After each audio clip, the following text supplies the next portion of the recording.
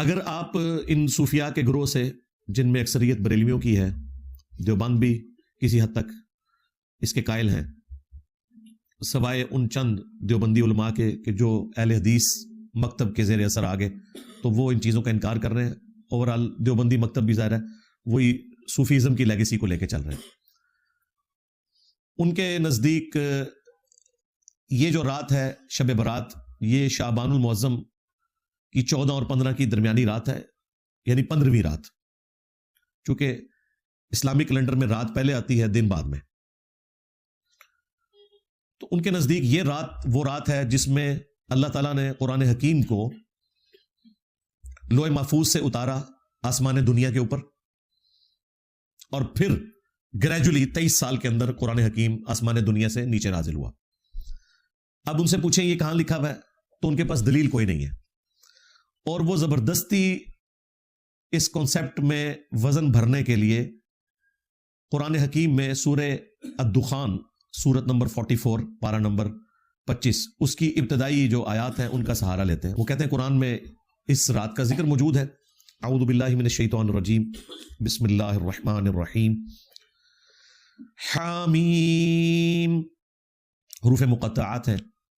والکتاب المبین، قسم ہے روشن کتاب کی. اس سے مراد قرآن حکیم بھی ہو سکتا ہے اور لوح محفوظ بھی. انا انزلناہ فی لیلۃ مبارکہ، بے شک ہم نے اس قرآن کو نازل کیا ایک بابرکت رات میں. انا کنا منذرین، بے شک ہم ڈر سنانے والے ہیں، یعنی آخرت کا ڈر سنانے والے ہیں. اس کتاب کے ذریعے ہم نے آخرت کی جواب دہی کی آگاہی کروائی انسانیت کو اپنے محبوب صلی اللہ علیہ وآلہ وسلم کے ذریعے. فیہا یفرق کل امر حکیم، اور اس مبارک رات میں ہر اہم کام بانٹ دیا جاتا ہے، یعنی فرشتوں میں کام سونپ دیے جاتے ہیں اللہ تعالیٰ کی طرف سے. پورے سال کا ایک شیڈیول دے دیا جاتا ہے.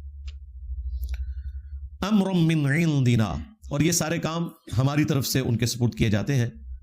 انا کنا مرسلین، اور بے شک ہم ہی فرشتے بھیجتے ہیں. رحمتا من ربک، یہ رحمت ہے تیرے رب کی. انہ هو السمیع العلیم، بے شک وہ سننے والا ہے، علم والا ہے. تو یہ جو 6 آیات ہیں، وہ کہتے ہیں ان 6 آیات کے اندر جو بابرکت رات رپورٹ ہوئی ہے وہ شب برات، یعنی شعبان کی 15ویں رات ہے. اور کہتے ہیں دیکھیں اس میں واضح ہے کہ اس رات میں ہر اہم کام فرشتوں کے سپرد اللہ تعالیٰ کر دیتا ہے. جو آپ نے سنا ہے کہ جی وہ پورے سال میں جن لوگوں نے مرنا ہوتا ہے ان کے نام بتا دیے جاتے ہیں، اسی طریقے سے کس کو کتنا رزق ملنا ہے وہ بتا دیا جاتا ہے. ہر طرح کے امپورٹنٹ کام سپرد کر دیے جاتے ہیں. حالانکہ قرآن اگر یہ کہہ رہا ہے نا کہ ہم نے اس قرآن کو ایک بابرکت رات میں نازل کیا، تو پھر سب سے پہلے تو قرآن سے ہی پوچھنا چاہیے کہ وہ بابرکت رات کس مہینے میں آتی ہے، وہ کون سی رات ہے. اور اگر قرآن میں نہ ملے تو پھر صحیح الاسناد احادیث میں. لیکن اللہ کا شکر ہے کہ صحیح الاسناد احادیث تک جانے کی نوبت ہی نہیں آتی. قرآن حکیم نے خود بتا دیا ہے کہ قرآن کب نازل ہوا. وہ سورۃ البقرہ میں مشہور آیت، شہر رمضان الذی انزل فیہ القرآن، رمضان کا مہینہ ہے وہ جس میں قرآن نازل ہوا. ہدی للناس، پوری انسانیت کے لیے یہ ہدایت ہے. کہتے ہیں صرف نیک لوگوں کو ہدایت ملتی ہے، نہیں، قرآن کہہ رہا ہے پوری انسانیت کے لیے.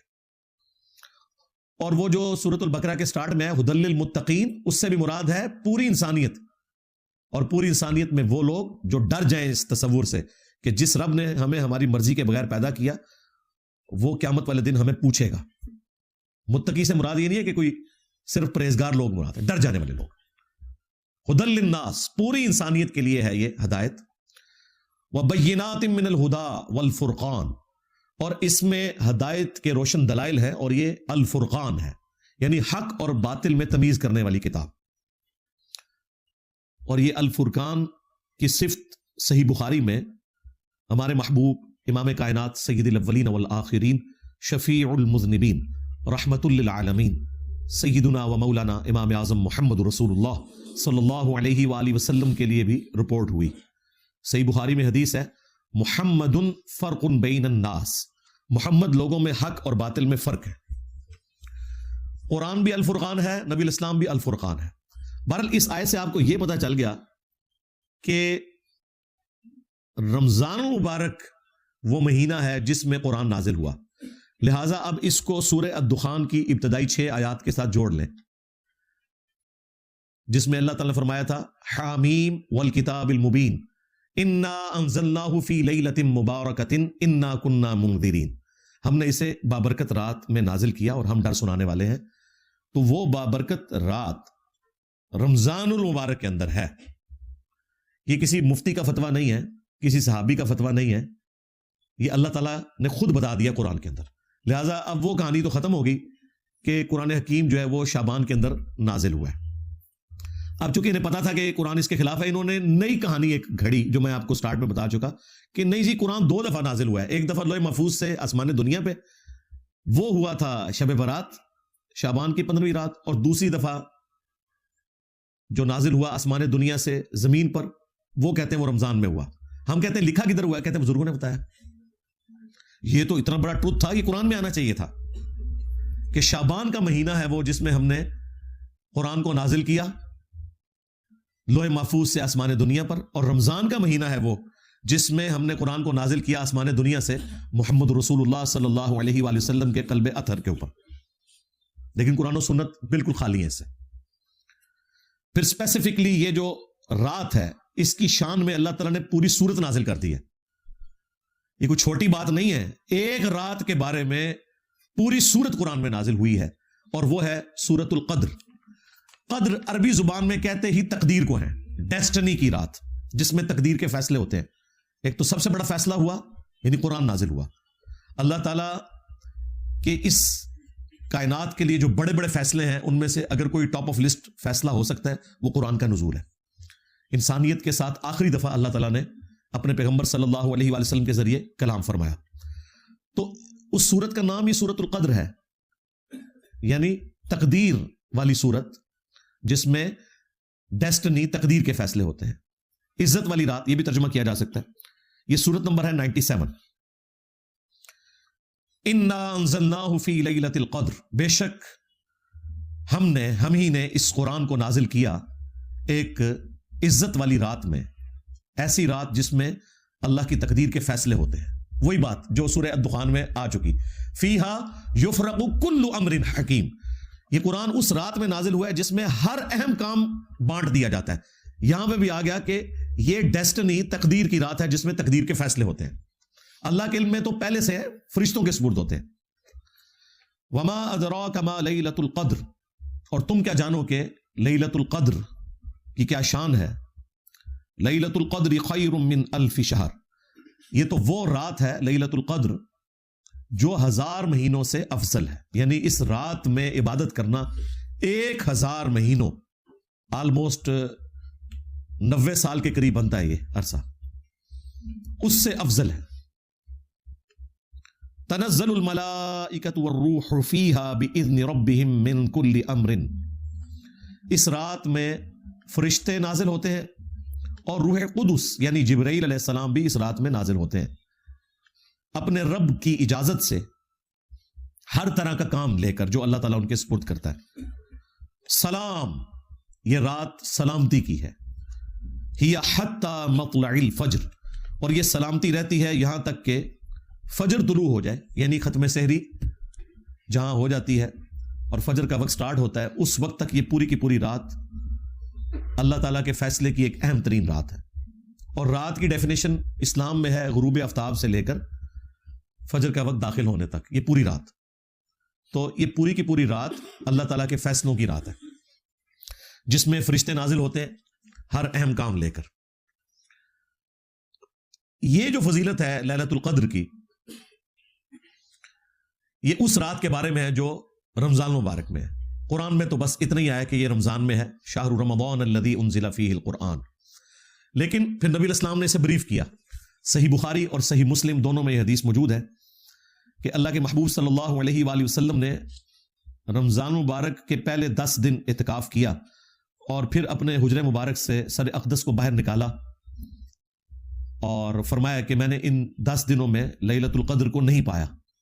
پھر اگلے 10 دن اعتکاف کیا، پھر آپ صلی اللہ علیہ وآلہ وسلم حجرہ شریف سے باہر نکلے اور فرمایا کہ میں نے ان 10 دنوں میں بھی لیلۃ القدر کو نہیں پایا.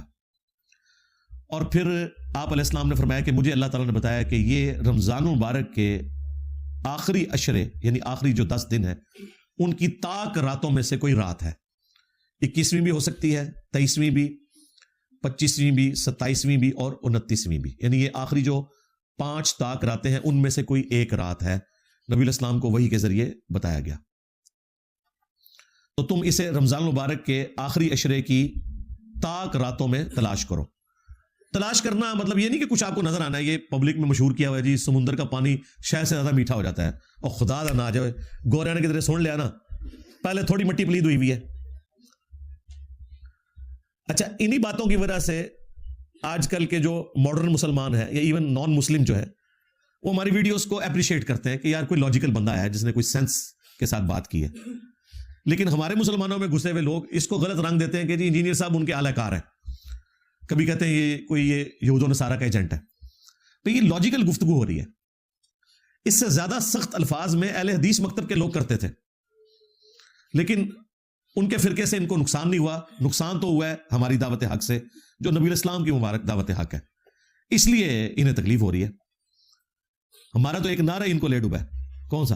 میرے نبی سا ہے ہی کوئی نہیں, تیرے بابے تھے شاہ ہی کوئی نہیں. تو اس کی وجہ سے پھر وہ سارا غصہ میرے اوپر نکالتے ہیں. تو شکر کریں کہ گوروں کو اردو نہیں آتی اور آپ کو انگریزی نہیں آتی. ہاں, انہوں نے سمندر کے کنارے کھڑے ہو جانا ہے اور انہوں نے آپ کو 5 راتوں کا ڈیٹا نہیں دینا, رمضان کی 30 راتوں کا ڈیٹا دینا ہے کہ جی یہ جناب ہم نے یہ سیمپل لے رہے ہیں تو بتائیں اس میں کون سا شہد سے زیادہ میٹھا ہے. جی درخت سارے سجدے میں گر پڑتے ہیں, انہوں نے کہنا نہیں لے جی ہم نے CCTV کیمرے لگائے ہوئے ہیں. انسان کو تو نیند بھی آ جاتی ہے, اونگ بھی آ جاتی ہے, کتا بھی رات کو سو سکتا ہے, CCTV کیمرہ تو نہیں سوتا. تو کہیں گے دسو کیوں ہے, تو یہ کہانیاں سنانی بند کریں. ایون نبی علیہ السلام کے زمانے میں بھی جب شب قدر آئی ہے نا, صحابہ کو نہیں پتا چلا. آپ کو خواب دکھائی گئی تھی, اور ظاہر ہے نبی کا خواب وہی الہی ہوتا ہے. آپ نے فرمایا کہ وہ رات ایسی رات ہوگی کہ جس صبح میں فجر کی نماز پڑھوں گا تو میرے ماتھے پر کیچڑ کا نشان ہوگا. صحابہ کرام کہتے ہیں وہ 21ویں رات جب فجر کے وقت نبی علیہ السلام نے نماز پڑھائی تو اس رات کافی بارش ہوئی تھی, مسجد نبوی کا چھت ٹپک رہا تھا, اور چونکہ آپ نیکڈ زمین کے اوپر ہی نماز پڑھا کرتے تھے, تو جب آپ نماز کے بعد ہماری طرف متوجہ ہوئے تو ہم نے کیچڑ کا نشان آپ کے ماتھے پہ دیکھا. تو ہم نے کہا اچھا یہ رات تھی. یار اگر صحابہ کا یہ سٹیٹس ہے کہ انہیں صبح پتہ چلتا ہے, تو یہ جو کہانیاں کرواتے ہیں کہ جی وہ رات کو ہمیں پتہ چل جائے گا, یہ نشانی ظاہر ہوگی, کوئی نشانی نہیں ظاہر ہوگی بھائی. اور یہ فکس بھی نہیں ہے, یہ بھی ذہن میں رکھیے گا. نبی علیہ السلام کے مبارک زمانے میں 21ویں رات آئی, یہ 23ویں بھی ہو سکتی ہے. اہل تشیع زیادہ زور دیتے ہیں 23ویں کے اوپر, لیکن وہ بھی مانتے ہیں کہ 21ویں بھی ہو سکتی ہے. کچھ صحابہ کرام صحیح مسلم میں آتا ہے وہ 27ویں کو مانتے تھے. تو یہ ویری کرتی ہے. یہ اللہ تعالیٰ نے بیسیکلی شب قدر کی ایک سیلیبریشن رکھی ہوئی ہے.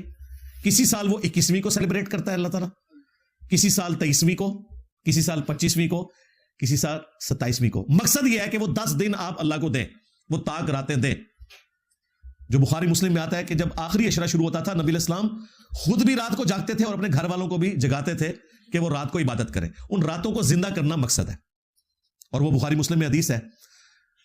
نبی علیہ السلام نے فرمایا جس نے ایمان اور احتساب کے ساتھ شب قدر کا قیام کیا اللہ تعالیٰ اس کے پچھلے سارے گناہوں کو معاف فرما دے گا. ہاں, تو وہ فضیلت بیسیکلی حاصل کرنی ہے آپ نے قیام کر کے. شب قدر اگر آپ کو مل گئی, یعنی وہ اللہ کے علم میں کون سی ہے, تو یقیناً اگر آپ آخری طاق راتوں میں قیام کرتے ہیں آپ کو مل گئی, کوئی نشانی نہیں ظاہر ہونی. اور یہاں تو چاند کا بھی جھگڑا رہتا ہے. بہتر یہ ہے کہ آپ آخری 10 کے 10 دن ہی کریں, بلکہ پورا رمضان اہتمام کریں کہ رات کا قیام کریں. اور وہ بھی بخاری مسلم میں اسی حدیث میں ہی آتا ہے کہ جس نے ایمان اور احتساب کے ساتھ رمضان کا قیام کیا اس کے بھی پچھلے سارے گناہ معاف, اور جس نے ایمان اور احتساب کے ساتھ رمضان کے روزے رکھے اس کے بھی پچھلے سارے گناہ معاف. یہ تینوں باتیں شب قدر, قیام اللیل اور رمضان کے بارے میں ایک ہی حدیث میں. اور پھر یہ جو فضیلت پوری رات کی اللہ تعالیٰ کی طرف سے اس لیلۃ القدر میں, یہ روزانہ بھی کسی نہ کسی درجے میں فضیلت موجود ہے. وہ صحیح بخاری اور صحیح مسلم دونوں میں حدیث ہے کہ اللہ تعالیٰ روزانہ آخری تہائی رات جب رہ جاتی ہے نا, یعنی رات سٹارٹ ہوتی ہے غروب آفتاب سے لے کر فجر کا وقت شروع ہونے تک, یہ اگر 6 گھنٹے بنتے ہیں نا تو اس کو آپ 3 پہ ڈیوائڈ کریں، جو آخری 2 گھنٹے ہیں نا، 1/3 رات آخری جو رہ جاتی ہے، اس میں اللہ تعالیٰ آسمان دنیا پر روزانہ نزول فرماتا ہے جیسا کہ اس کی شان کے لائق ہے، اور کہتا ہے کہ ہے کوئی مجھ سے بخشش مانگنے والا میں اسے بخش دوں، ہے کوئی مجھ سے سوال کرنے والا میں اسے عطا کروں، اور اللہ تعالیٰ کی طرف سے یہ مسلسل ندا آتی ہے یہاں تک کہ فجر کا وقت داخل ہو جائے، یہ روزانہ کے لیے۔ اچھا، اس میں بعض لوگ پوچھتے ہیں کہ جی وہ رات کی ٹائمنگ تو پوری دنیا میں مختلف ہے، اس طریقے سے شب قدر بھی، بھائی آپ اپنے علاقے کو فالو کریں گے، یہ ساری چیزیں سمبولک ہیں، یہ فزیکل چیزیں نہیں ہیں، یہ ذہن میں رکھیے گا۔ لہٰذا یہ کہنا کہ جی آخری تہائی رات پاکستان میں تو اس وقت ہوتی ہے، تو 2 گھنٹے کا فرق تو سعودیہ کے ساتھ ہے، کیونکہ ہم GMT+5 میں ہیں اور وہ GMT+3 کے اندر ہے، اور پھر طاق اور جفت کا بھی فرق آ جاتا ہے اگر آپ لیلۃ القدر کی بات کریں۔ ان چکروں میں آپ نے نہیں پڑھنا، ان کا کوئی لینا دینا نہیں اس کے ساتھ، کیونکہ یہ ساری کی ساری چیزیں اللہ تعالیٰ کے ڈیوائن پلان کا حصہ ہے، اس کا فزیکل ورلڈ سے کوئی تعلق نہیں ہے، سوائے اس کے کہ ہم نے رسپانس کرنا ہے۔ باقی اللہ تعالیٰ آسمان دنیا پر نزول فرماتا ہے، اس کی کوئی تمثیل بیان کر سکتا ہے؟ مجھے بتائیں۔ لیس کمثلہ شیء وہو السمیع البصیر، اللہ کے مثل کوئی شے نہیں ہے اور وہ سننے والا دیکھنے والا ہے، اس کی مثال تو کوئی نہیں بیان کر سکتا۔ اس کے جو اصل معنی ہے وہ اللہ کے علم ہے، ہمارے لیے یہ ہے کہ وہ دعاؤں کی قبولیت کا وقت ہے، دیٹس آل۔ باقی ہم نے تو اس کے بھی شارٹ کٹ رکھے میں، صحیح مسلم میں حدیث ہے، سیدنا عثمان رضی اللہ تعالیٰ عنہ علیہ السلام نے روایت کی ہے، وہ کہتے ہیں کہ اللہ کے محبوب صلی اللہ علیہ وآلہ وسلم نے فرمایا، جس نے عشاء کی نماز جماعت سے پڑھی اسے اللہ تعالیٰ آدھی رات کا قیام کرنے کا ثواب دے دے گا، اور پھر اگر اس نے صبح فجر بھی جماعت سے پڑھ لی تو پوری رات کے قیام کا ثواب۔ یعنی اگر آپ رمضان المبارک میں عشاء اور فجر جماعت سے پڑھ لیں، اس حال میں کہ آپ کی کوئی رکعت فوت نہیں ہونی چاہیے، یہ ذہن میں رکھیے گا۔ جماعت سے مراد نہیں کہ اتحیات جا کے مل جاؤ اینڈ تے، نہ، رکعت نہیں فوت ہونی چاہیے۔ شریعت میں جماعت ملنا ہے، رکعت فوت نہ ہو، اور رمضان میں یار کوئی مشکل کام نہیں ہے۔ فجر زیادہ مشکل ہوتی ہے، وہ تو ساری کے وقت ویسے ہی لوگ اٹھے ہوئے ہوتے ہیں، ایک مسجد سے جماعت رہ جائے دوسری میں چلے جائیں، آپس میں بھی ٹائمنگ کا فرق ہوتا ہے۔ تو یہ شارٹ کٹ ہے صحیح مسلم میں کہ جو رات کو عشاء اور صبح فجر پڑھ لے جماعت کے ساتھ، پوری رات کے قیام کا اسے ثواب مل جائے گا۔ یہ شارٹ کٹس جو ہیں وہ ہمارے جیسے جو کمزور لوگ ہیں ان کے لیے بہت بڑی نعمت ہے، اور یہ شارٹ کٹس اسپیشلی اللہ تعالیٰ نے اپنے محبوب صلی اللہ علیہ وآلہ وسلم کے ذریعے ہمیں اس لیے دیے کہ کوئی بہانہ باقی نہ رہے۔ اسی طرح کا ایک شارٹ کٹ صحیح مسلم میں رپورٹ ہوا ہے، نبی علیہ السلام فجر کی نماز سے پہلے گھر سے نکلے، اور پھر نماز پڑھ کے اشراق تک بیٹھ کے نوافل پڑھ کے کافی دیر بعد جب گھر آئے تو آپ نے دیکھا کہ آپ کی بیوی سیدہ جویریہ سلام اللہ علیہا وہ مصلی پہ ہی بیٹھی ہوئی ہیں۔ نبی علیہ السلام نے فرمایا تم صبح سے بیٹھی ہوئی ہو، یعنی کم از کم 3 گھنٹے تو ہو گئے تھے ان کو بیٹھے ہوئے، اور میں نے گھر آنے کے بعد 4 کلمات صرف 3 دفعہ پڑھے ہیں اور مجھے تم سے زیادہ ثواب مل گیا۔ سبحان اللہ وبحمدہ عدد خلقہ ورضا نفسہ وزینت عرشہ ومداد کلماتہ، یہ 4 کلمات سبحان اللہ وبحمدہ تو کامن ہے نا، عدد خلقہ ورضا نفسہ وزینت عرشہ ومداد کلماتہ، ان کو آپ نے 3 دفعہ پڑھنا ہے، وہ ہم نے صبح شام کے اذکار میں بھی یہ ذکر ڈالا ہوا ہے، تو مجھے اس سے زیادہ ثواب مل گیا جو تمہیں ملا ہے۔ اب اس کی قدر جو مجھے ہے نا وہ شاید آپ میں سے بہت کم لوگوں کو ہو۔ میرے لیے تو سیکیورٹی ایشوز کی وجہ سے مسجد میں اشراق تک بیٹھنا آلموسٹ امپاسبل ہو چکا ہے، حالانکہ یہ سنت بھی ہے۔ صحیح مسلم میں آتا ہے کہ نبی علیہ السلام تو فجر سے لے کر سورج بلند ہونے تک مسجد میں بیٹھے رہتے، اور اس دوران صحابہ کرام کہتے ہیں کہ ہم آپس میں ایک دوسرے کو اپنے زمانے جاہلیت کے واقعات سنایا کرتے تھے، اور اس میں الفاظ ہیں کہ مجلس کرتے تھے نبی علیہ السلام، یہ مجلس کا ورڈ اس میں موجود ہے، اسی کی وجہ سے ہم نے مجالس کا نام رکھا۔ اور پھر ہم زمانے جاہلیت کے جب واقعات سناتے ہیں اور اس میں ہم اپنی ان حرکتوں کا ذکر کرتے تو خود اپنے اوپر ہنسا کرتے تھے کہ یار ہم کس قسم کے تھے، کبھی کہیں نذرانہ چڑھا رہے ہیں بتوں کے اوپر جا کے، اپنے ہاتھوں کے تراشے ہوئے بت، یعنی وہی ریپلیکا یہاں پہ بھی آپ کو نظر آتا ہے۔ تو نبی علیہ السلام بھی ہمارے ساتھ مسکراتے تھے جب ہم آپس میں مسکراتے تھے نا کہ یار ہم کتنے جاہل لوگ تھے، تو نبی علیہ السلام بھی محظوظ ہوتے تھے اس مجلس میں بیٹھ کے۔ تو یہ فجر سے لے کر اشراق تک مسجد میں بیٹھنا یہ بہت بڑی نعمت ہے، لیکن اس کے ایک شارٹ کٹ میں نے آپ کو بتا دیا کہ نبی علیہ السلام نے فرمایا کہ یہ 4 کلمات پڑھ لو 3 دفعہ، سبحان اللہ وبحمدہ عدد خلقہ ورضا نفسہ وزنۃ عرشہ ومداد کلماتہ، تو تمہیں اس سے بڑھ کر ثواب مل جائے گا۔ ایک اور شارٹ کٹ صحیح مسلم میں، اور یہ حدیث صرف مسلم میں نہیں ہے، یہ ترمذی میں، ابو داؤد میں، سنن نسائی میں، ابن ماجہ میں، یعنی جو اہل سنت کی مین سٹریم کی 6 کتابیں ہیں، بخاری کو چھوڑ کے باقی 5 کتابوں میں یہ حدیث موجود ہے، اور مشکات میں تو ظاہر ہے موجود ہے، کہ جو شخص رمضان مبارک کے روزے رکھے اس کے بعد شوال کے مہینے میں 6 روزے رکھ لے، اسے پوری زندگی کے روزے رکھنے کا ثواب ملے گا، اگر اس کی یہ روٹین رہی پورے سال کے روزے کا، 6 روزے صرف، اور وہ آپ نے پورے مہینے میں کسی بھی وقت رکھنا ہے۔ یہ جو پبلک میں مشہور ہے نہیں جی ایک فوراً بعد رکھ لینا چاہیے، باقی بے شک بعد میں جس طریقے سے مرضی، جب مرضی رکھیں، اس مہینے کے اندر آپ نے 6 روزے پورے کرنے ہیں۔ بہتر تو ویسے یہ ہے کہ آپ ساتھ ہی رکھ لیں عید کے فوراً بعد، کیونکہ روٹین بنی ہوتی ہے اور وہ رکھنے آسان ہو جاتے ہیں، بعد میں جب تھوڑا سا وقت گزر جائے نا 1-1.5 ہفتہ، پھر مشکل ہو جاتے ہیں۔ تو یہ شوال کے 6 روزے ایک شارٹ کٹ ہے پورے سال کے روزوں کا ثواب۔ اس طرح کے شارٹ کٹس جو ہیں ان سے نفع اٹھانا چاہیے، اور یہ شارٹ کٹس احادیث میں اس لیے رپورٹ ہوئے کہ ہر شخص کو اللہ تعالیٰ نے ایک جیسے حالات و واقعات نہیں دینے، سرکمسٹانسز ڈفرنٹ ہو سکتے ہیں کسی بندے کے، تو وہ شخص بھی محروم نہ رہ جائے۔ اعمال تو موجود ہیں، دیکھیں لوگ کہتے ہیں کہ زیادہ علم حاصل کریں گے تو مشکل میں پڑ جائیں گے، زیادہ علم حاصل کریں تو آپ کو دین میں آسانیاں پتہ چل جائیں گی، مشکل میں کہاں سے پڑیں گے؟ تو یہ کتنی بڑی آسانی ہے کہ آپ اتنا بڑی فضیلت والا کام مختصر سے عمل سے کر لیں اور آپ کو بھی اتنا ہی ثواب مل جائے۔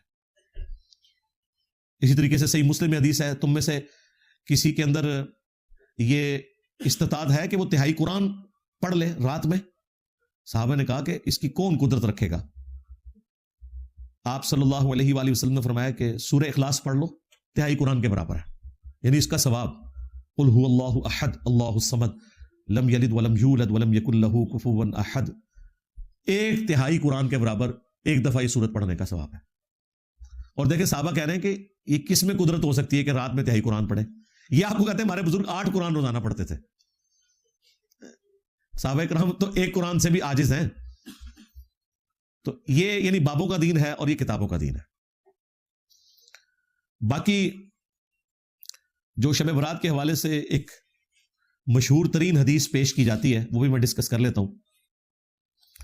وہ جامع ترمذی میں ہے، سنن ابن ماجہ میں ہے، مشکات کے اندر بھی موجود ہے، اور یہ حدیث سب سے مشہور ترین حدیث ہے جس کو سارے لوگ کوٹ کر رہے ہوتے ہیں، خواہ وہ ڈاکٹر طاہر القادری صاحب ہوں، خواہ مولانا طارق جمیل صاحب ہوں، باپا جانی الیاس قادری صاحب ہوں، سب اس حدیث کو وہ کہتے ہیں جی دیکھیں جامعہ ترمذی میں یہ حدیث آئی ہوئی ہے، سنن ابن ماجہ میں آئی ہوئی ہے کہ نبی علیہ السلام ایک رات بقیع غرقد قبرستان میں چلے گئے اور سیدہ عائشہ آپ کے پیچھے چلی گئی کہ آپ علیہ السلام اچانک اٹھ کے کہاں چلے گئے؟ تو نبی علیہ السلام نے فرمایا کہ عائشہ تم نے گمان کیا کہ اللہ کے رسول تمہارے ساتھ کوئی خیانت کریں گے، یعنی میں کسی اور بیوی کے پاس نہیں گیا، میں تو اس رات بقیع غرقد قبرستان آیا ہوں، اور یہ آج 14 اور 15 کی جو درمیانی رات ہے شعبان المعظم کی، یہ ایسی رات ہے جس میں اللہ تعالیٰ بنی کلب جو ایک قبیلہ تھا عرب کا بہت بڑا، اس کی بکریوں کے بالوں سے بھی زیادہ لوگوں کی مغفرت کرتا ہے، تو میں اہل بقی کے لیے دعا کرنے آیا۔ اچھا، یہ حدیث وہ بیان کر کے کہتے ہیں یہ مغفرت کی رات ہے۔ اس حدیث کے ساتھ خود لکھا ہوا ہے امام ترمذی نے کہ یہ حدیث منقطع ہے، یعنی راویوں کی ملاقات ہی نہیں آپس میں۔ پھر تدلیس کا بھی ایشو ہے اس میں۔ اس سے بڑھ کر امام ترمذی نے لکھا کہ میں نے اپنے استاد امام محمد بن اسماعیل بخاری، یعنی صحیح بخاری کے جو آتھر ہیں، ان سے جب میں نے شب برات کی اس حدیث کے بارے میں پوچھا، شب برات تو ہم کہہ رہے ہیں وہ تو 15ویں رات شعبان کی، تو انہوں نے بھی فرمایا کہ میرے نزدیک بھی یہ حدیث ضعیف ہے۔ اچھا، امام ترمذی نے 7 باقاعدہ کامنٹس کیے ہوئے ہیں اس کے اوپر۔ اس سے بڑھ کر مشکات والوں نے جب یہ حدیث ترمذی سے لی تو انہوں نے بھی 7 امام بخاری کے کامنٹس نقل کیے جو امام ترمذی نے ان کے حوالے سے بیان کیے۔ اب مجھے بتایا اس کے بعد کوئی گنجائش رہتی تھی، لیکن دیکھ لیں ڈٹائی ہے۔ ڈاکٹر طاہر القادری صاحب بھی وہ پڑھ رہے ہیں اور کہہ رہے ہیں ترمذی پڑھ رہا ہوں، ترمذی آگے بھی پڑھو نا سرکار۔ بس حدیث بیان کر کے نا جو اگلا حصہ تھا نا کہ جو امام ترمذی نے لکھا ہے کہ یہ روایت درست نہیں ہے، امام بخاری بھی اسے صحیح نہیں سمجھتے، اس میں راویوں کی ملاقات ہی نہیں، منقطع ہے، وہ انہوں نے آنکھوں سے پڑھی، زبان سے نہیں پڑھی، بس اس کے بعد کتاب بند کر دی۔ یعنی وَأَنْتُمْ تَعْلَمُونَ، وہ جانتے تھے کہ اس میں کیا لکھا ہوا ہے، بس بیان کر دیا ڈٹائی کے ساتھ۔ اسی طریقے سے ایک اور حدیث پیش کی جاتی ہے سنن ابن ماجہ سے، وہ بھی مشکات میں بھی موجود ہے، کہ نبی الاسلام نے فرمایا کہ اس مہینے میں نامہ اعمال اللہ کے حضور پیش ہوتے ہیں، رات کا قیام کرو اور دن کا روزہ رکھو۔ حالانکہ اس میں کذاب راوی ہے، یہ گھڑی ہوئی روایت ہے، ضعیف بھی نہیں، گھڑی ہوئی روایت، ڈٹائی کے ساتھ بیان کرتے ہیں۔ اور یہ رات جو ہے وہ فجر کا وقت شروع ہونے تک اللہ تعالیٰ کی طرف سے خاص رحمت کی رات ہے، فرشتے نازل ہوتے ہیں، وہی جو لیلۃ القدر کے بارے میں ہے۔ اور وہ تو میں نے آپ کو بتایا کہ روزانہ کے لیے بھی فضیلت ہے، بخاری مسلم میں، کہ آخری تہائی رات جب رہ جاتی ہے تو اللہ تعالیٰ آسمان دنیا پہ نزول فرماتا ہے، جیسا کہ اس کی شان کے لائق ہے، اس کی مثال نہیں بیان ہو سکتی، اور کہتا ہے کوئی مجھ سے مانگنے والا میں اسے عطا کروں، ہے کوئی بخشش مانگنے والا کہ میں اسے بخش دوں، حتیٰ کہ فجر کا وقت داخل ہو جائے۔ یہ روزانہ کے لیے اللہ تعالیٰ کی طرف سے ایک اسپیشل آفر ہے پوری انسانیت کے لیے کہ وہ حق قبول کر لیں۔